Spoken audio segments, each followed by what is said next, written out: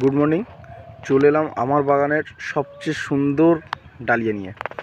তো আমি এর আগে অনেক ভিডিও বানিয়েছিলাম যে ডালিয়া একটা গাছে একটা ফুল নেওয়া অনেক ভালো, তার কারণ হচ্ছে ফুলের সাইজ অনেক বড় হয় এবং সুন্দর হয়। তো আমার ওই পারের যে ডালিয়াগুলো দেখছেন, ওই ডালিয়ার মধ্যে কিন্তু এই যে সামনের ফুলটা লালটা হয়ে আছে, এটা কিন্তু আমি একটাই ফুল নিয়েছি। টোটাল গাছে দেখুন, স্টিকটা দেখলে বুঝতে পারবেন একটাই ডাল। ওর যে সাইজ হয়েছে তার পিছনের গাছে আমি কিন্তু অনেকগুলো ফুল নিয়েছি। ফুলের সাইজ কিন্তু সব সমান। তো ডালিয়া আমি বলবো যে বাড়ির জন্য যদি করতে হয় তো একটা না নিয়ে একটা গাছে 10টা-12টা ডালিয়া নেওয়া যায়।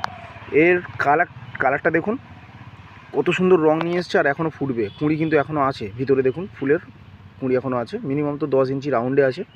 এটা ফুটলে মোটামুটি 20 ইঞ্চির কাছাকাছি যাবেই যাবে, যত কম হোক।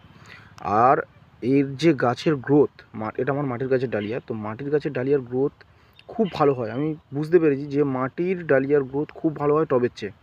তো দেখুন প্রত্যেকটা স্টিক কত বড় হয়েছে, আর প্রত্যেকটা কুঁড়ির সঙ্গে 2-3টে করে দেখুন কুঁড়ি রয়েছে। দেখুন এটাতে দেখুন 2-3টে কুঁড়ি এক জায়গায়, প্রত্যেকটা স্টিকে দেখুন 2-3টে করে কুঁড়ি এক জায়গায়।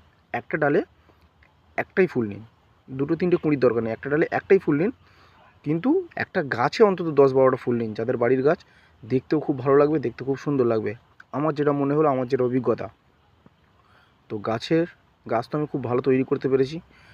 গাছকে থ্যাংক ইউ, ফুলকে থ্যাংক ইউ, আপনাদের সকলকে থ্যাংক ইউ। এটাও একই ভ্যারাইটি, ফুটলে এত বড়ই হবে।